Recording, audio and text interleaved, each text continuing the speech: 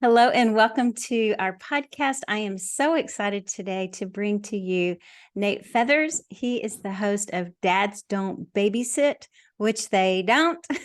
and I'm so delighted to have you here with me today, Nate. Thank you so much. Absolutely. Glad to be here.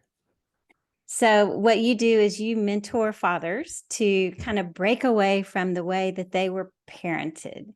So, that is a humongous endeavor and something that all of us mothers as well need to really consider in our lives as we become parents. But before we go down that conversation path, tell us first about your family and what you do. Yeah, sure. So I am a father of five. I have six is on the way, and they span the gap from 19 all the way down to right now three, and then in late February, early March, probably be late February if I know how it works for us. Late February, early March, we'll have number six, and I'll be one in college and one in diapers all over again. So Oh, we just wow. got number three out of diapers for the most part. She wears one at night, but other than that, she's the potty machine. She can handle it.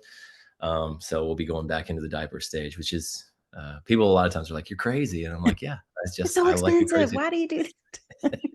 We're all for the chaos. Like our life is it's just a chaotic mess of crazy and I enjoy that. So Right. Yeah. back into it is okay with me. When I hear families that have like such a wide span of kids, I'm automatically in my mind doing the math, okay, so you've got a 20-year-old, is that right? Mhm. 18, He's 19, yeah, 20-year-old, and yeah. you're getting ready to start again. So that's 40 plus years of parenting that you guys are going to do.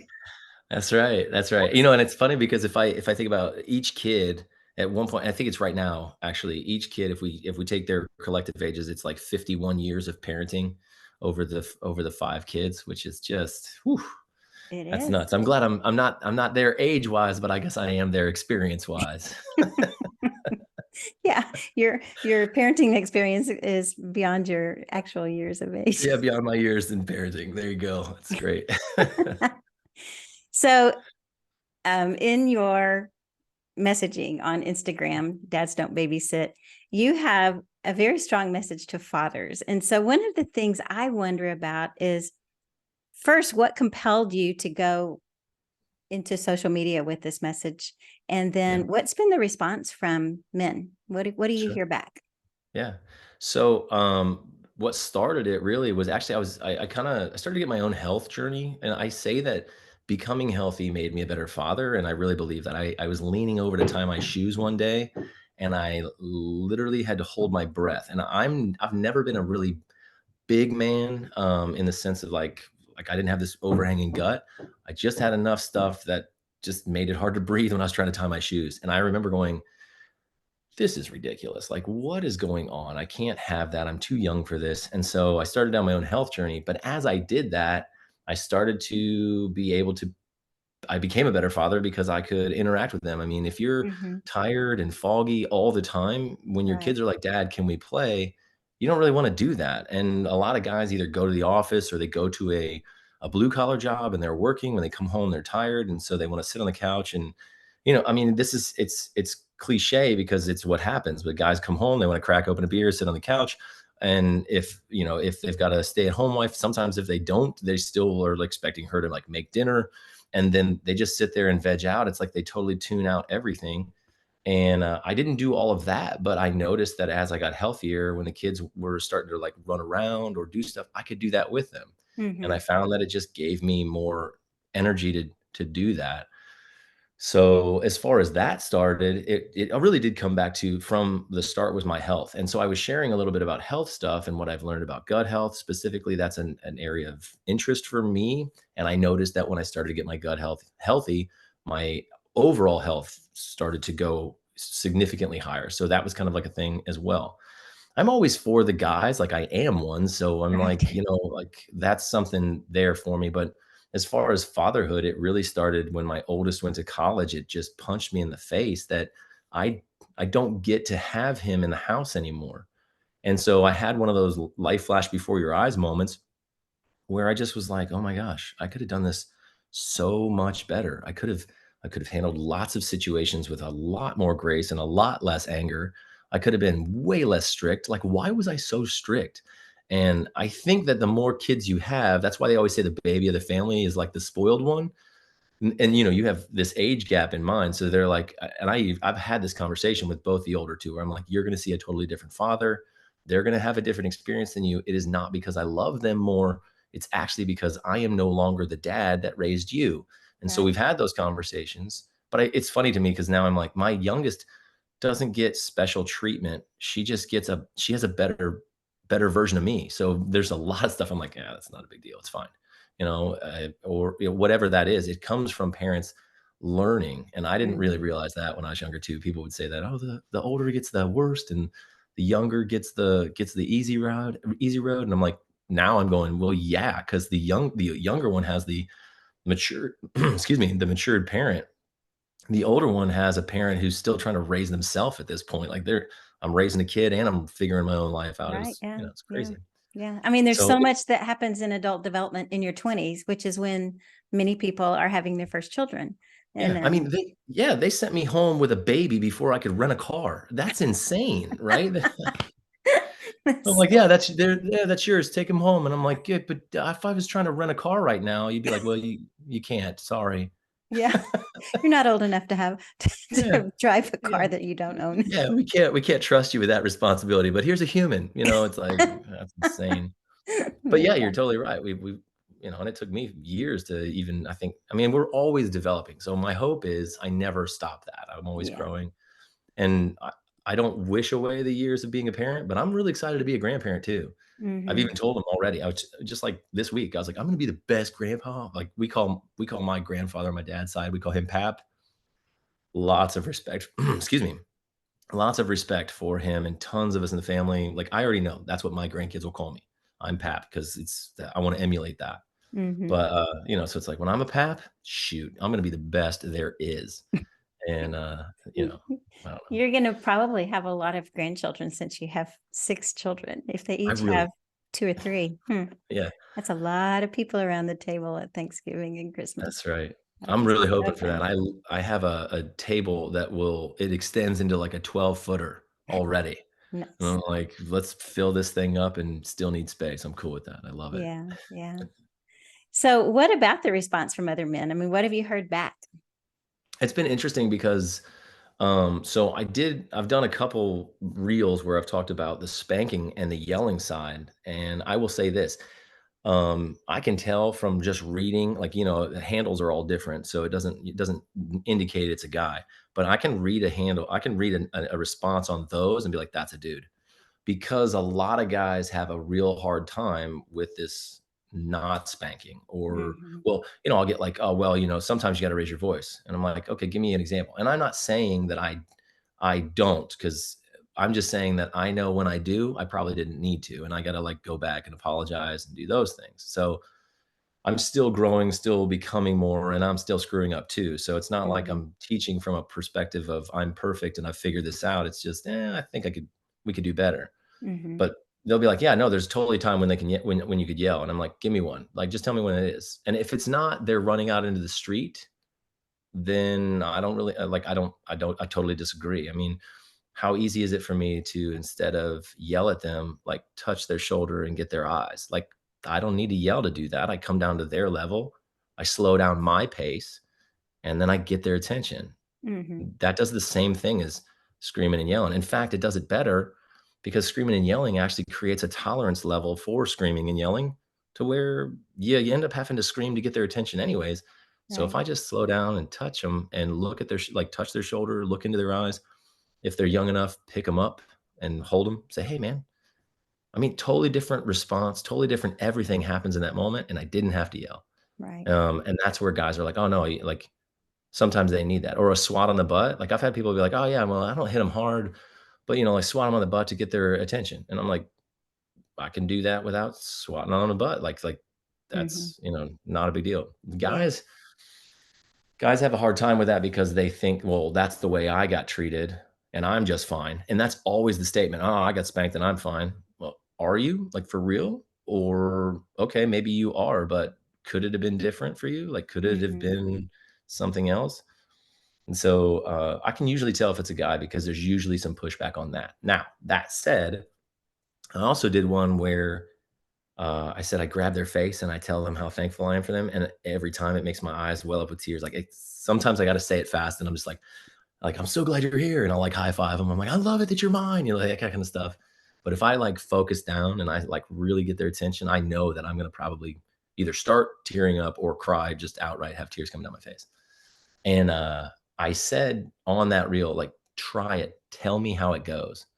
And I've gotten back so many messages from dudes that are like, bro, it changed everything. My kids Wow. respond to me differently. They're like, it's crazy how like I get chills when I talk about it because I get so excited for these fathers to connect like that. Like it's not what we've done in the past. Most of us didn't have that happen to us. And so we're not expecting what shows up in our world when we do that. Right. And you just like I had somebody say it today. They're like, "Yeah, they're 3 and 4, so I don't know if they get what I'm saying." And I said, "They're feeling the energy that you are giving to them, and that is going to affect their soul in a way that you have no idea just yet." You know, it's like but tons of guys have messaged me or made comments or reached out to me to say, "Dude, this is changing how my children are interacting with me. It's changing me." And, oh, man, I love that. I love that so much. I do It's been too. awesome. I love Yeah, it's hearing been that. awesome. My dad never, he never did that. He never, Yeah, I mean, that I remember, maybe when I was tiny baby. But yeah. so like just that one little thing, taking your child's space in your hands. What about these teenagers you have? How do you do that with them in a way that Oh, I don't feels I don't care. I'll grab their face too. Like, I'm like, "Hey." Like, I mean, it's not always like that, but, you know, with your teenagers, you might be in the car and it's just you and them, and they're sitting in the passenger seat because 'cause they're big enough to actually be up with you and that kinda stuff. yeah. And, they'll be chit-chatting or whatever, talking, and then I get the chance to say that. The oldest one, there is a real audio that it says, and I think it's like an Irish guy, but he says something like, "To my son," and then he says all these things. I sent that to Zeke when he was at college, and I got back, "Thanks, dad." I'm like crying right now. And he said he opened it, watched it, and started crying, and his friends were like, "Dude, what's wrong?" And he's like, "My dad just sent me this reel telling me how much he loves me." Like, I'm like, "I'm gonna embarrass the snot out of you, man. I don't care." And all his friends are Yeah. going, man, I wish my dad would do that. Yeah, exactly. So Yeah. I still, I mean, I think the other day, I don't do it like every day, but like when I catch it and like in my house, I say, if you feel it, say it, especially if it's good. There's so much negative in the world that I mean that to say that to strangers. Like if you like their shoes, I say all sorts. I saw this guy last night at this restaurant. I mean, he was decked out in this cool suit, and there is no shame in my game. So I was like, "You are looking fabulous, dude." Like they just see it from me. So I do this. Why wouldn't I do that with my kids? Hmm. So when I'm thinking about it, it comes up. So just like the other week, I grabbed my 17-year-old daughter's face, and I was like, "I love you. I'm so glad you're here. Like this is what it's all about for me." Yeah. Yeah. So I love that. So, okay, so you've taken this message and you've taken it out Mhm, into the world. You've got 150,000 plus followers on Instagram and lots of lots of conversation about what you're mhm. doing. What's the response of your own parents and like your own siblings and aunts and uncles and stuff? What do they say when you get together at Christmas? So that is actually a very difficult situation in my life because, like my wife's family, we are very close with. Her parents live in Florida, but they come up all the time to see the kids, and we hang out a lot with them. And I am. It's so funny because when they're coming, I'm not the guy that's dreading his in-laws coming. I'm all for it. I'm like, yeah, get up here. Like you can stay with us as long as you want. They have these three big dogs, and I'm totally well. They have two now, but totally okay, bring them. You know, just come hang out with us. They're retired, so they don't really have, like, places to go and things to do. Now, that said, they are a lot of fun. So they have friends that are extremely like, that they're their age, they're constantly going out on the boat or they're, you know, going to wineries and stuff. So sometimes we're like, we'll literally say to them, like, "We want your life when we're your age. Like, we hope that that's where we are." My family on the other side went through so my two older kids are from a previous marriage. I was married before. I got married at 20. When we went through the divorce, like my parents had a real hard time with it, with some of what all was going on, and so that really distanced us. And Mm, I had a very hard conversation with my dad specifically, And in the same tone, and I think you've probably had this, especially with just some of the conversations we've had even before we started recording, I started realizing things about my own life. And I said, wow, like you made these choices and you said these things and it's affecting me now. And I'm not blaming him, but I am saying I have to work through this stuff because the choices you made. Mhm. And, he didn't take that very well. Well, my mother passed away when I was 21, so he was remarried. His wife was not too keen on that either. But what ended up coming out of that is that then my siblings were like, "Well, we don't really know what to do right here. We don't want to be in the middle." So not being in the middle meant I am the black sheep and I'm out. I totally own that. I'm okay with being a black sheep, but I don't talk to them very much. And so unfortunately, I don't even think they know that I do what I do, honestly, at this Mm, point. mm, They very well could just from stuff I put up on because what I post on, Instagram does go to Facebook, but they are and so they're back and forth on there, so they might know some, but it's so interesting to know, like, one platform blows up and another platform doesn't. And so mhm. like Facebook, my people be like, "Oh, that's cool, Nate." And then you're on Instagram That's and people are like, nice. "Yeah, right." It's so funny. And that's kind of how family is, right? That's kind of how family and close friends that you grew up Right. with, they have Yeah. no idea about what you're doing or where you've gone. And so they're like, "Oh, that's cool." Like you're like they're like, "Oh, how's your little business?" And your business is booming. And you're like, "Little business? What?" Same thing for me. They're like, "Oh, that's cool. You're talking about being a dad." And it's like, "Oh, that's sweet." And I'm like, "It's actually affecting people, and that's amazing, but sure, cool, whatever."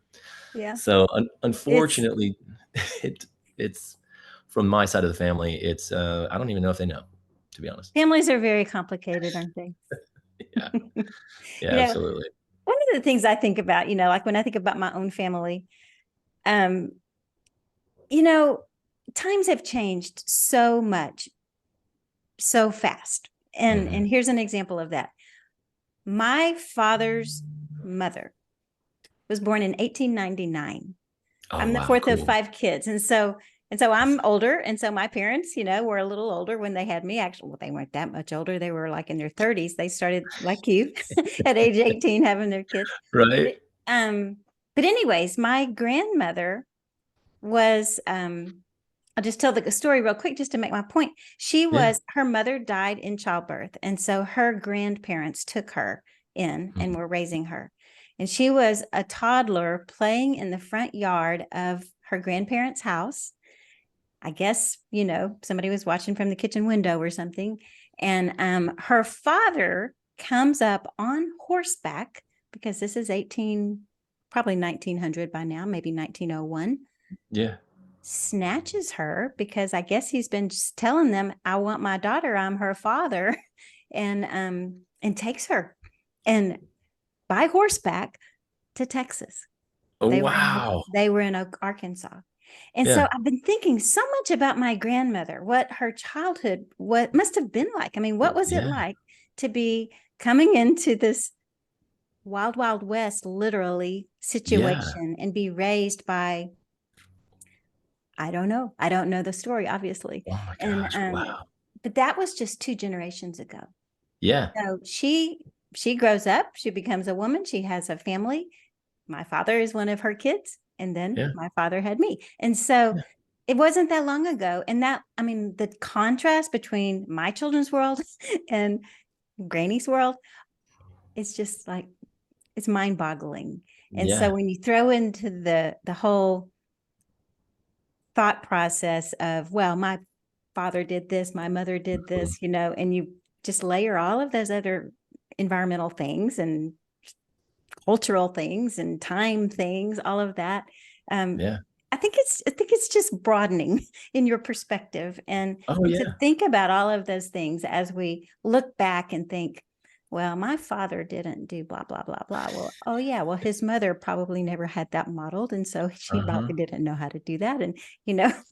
And Yeah. so, anyways, I just think it's an interesting twist in the conversation. Oh, yeah, yeah, actually, I think, I'm almost positive Gabor Mate, is a psychologist in the field. He always brings stuff back to childhood trauma, and, I always thought he was a parenting expert. I didn't realize for a long time that he's really a psychologist, but he everything he says comes back to that childhood trauma time, Mhm. and but he also talks about studies that are saying, the anxiety of the grandmother passes to the mother to the daughter. It just keeps going. Mhm. And I mean, he's even citing different he cites different things like, when, um, like, I think there was a freeze in Canada that they studied the children later, and they could see that the stress markers are higher in those kids from that time because of their parents going through that.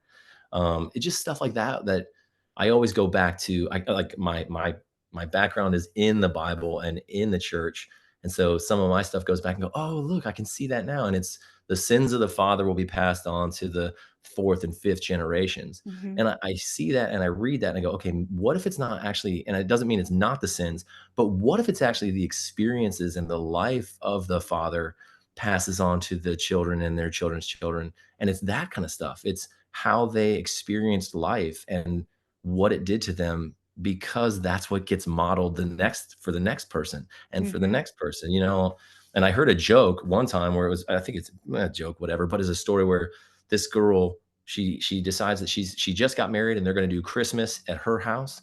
And so she gets this pan, she gets the ham out, she cuts the end off and she puts it in the pan.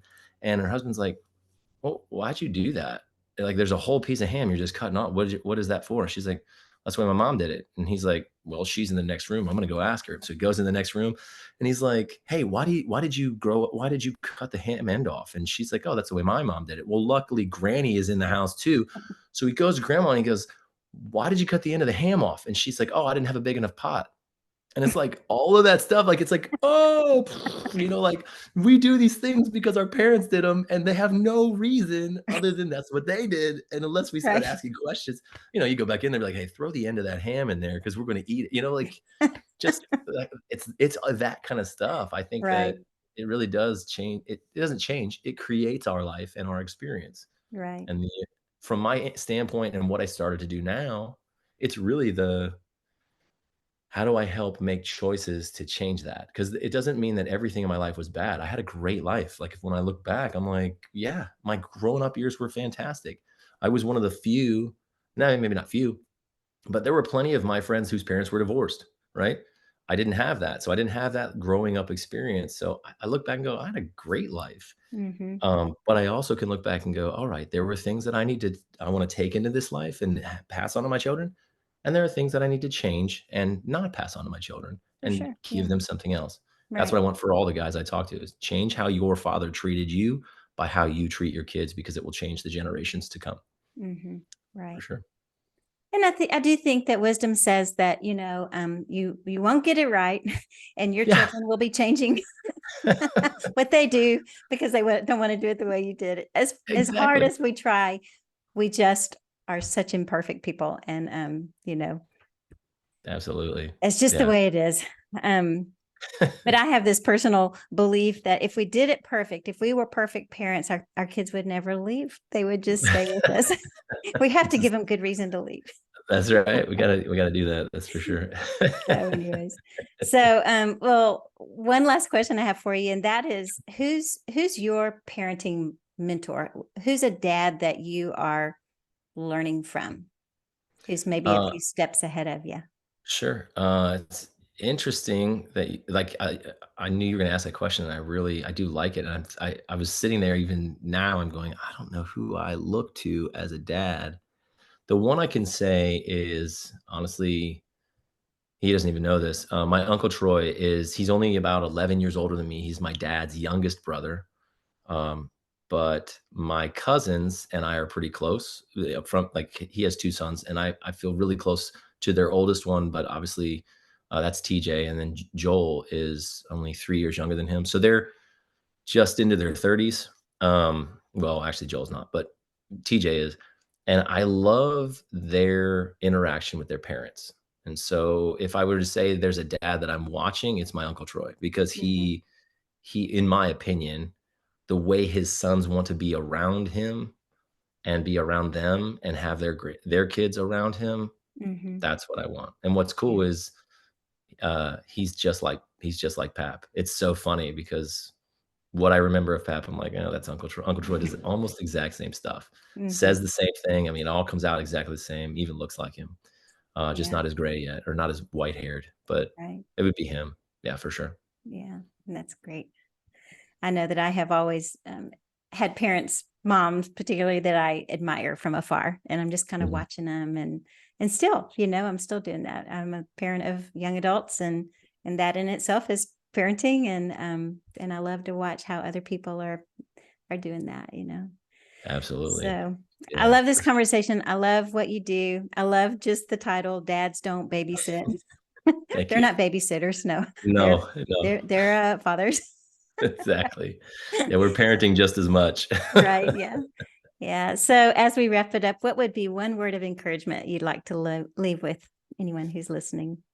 I tend to focus on dads, but I'll say that this goes for all parents, is that you can change and change the way you've done things at any point. So Mhm. my encouragement is look at how you live, look at how you are and how you think, and see where you need to apologize. Apologies, once we start changing our life, they're actually they work and they're felt when we do that because we're shifting. So it doesn't matter if your kids are out of the house. Like you can always go to them and say, I really screwed up and we don't have a great relationship because of that. And I really want one. I don't want one because you have kids and they're my grandkids. I want one with you. Um, but you can do that as a parent of a 3-year-old or a 30-year-old, it doesn't matter. And there's always a chance to restart. Yeah. So true. I love that. Thank you so much for joining me in this conversation. I know it's going to be very insightful for folks. How can people find you if they want to talk to you? Yeah, really the main way is on Instagram right now. It's at dads don't babysit. It's dads underscore don't underscore babysit underscore babysit. I am on, I got a hold of the dads don't babysit.tv. So if you're looking to email me, you can do that. It's Nate at dads don't babysit.tv as Okay. well. And hopefully we'll be doing some new things coming up there this coming year. So, Great. but right now it's just Instagram for the most part. Okay. Well, we'll have all those links in the show notes. Thank you so much, Nate. No problem. Talk to you later.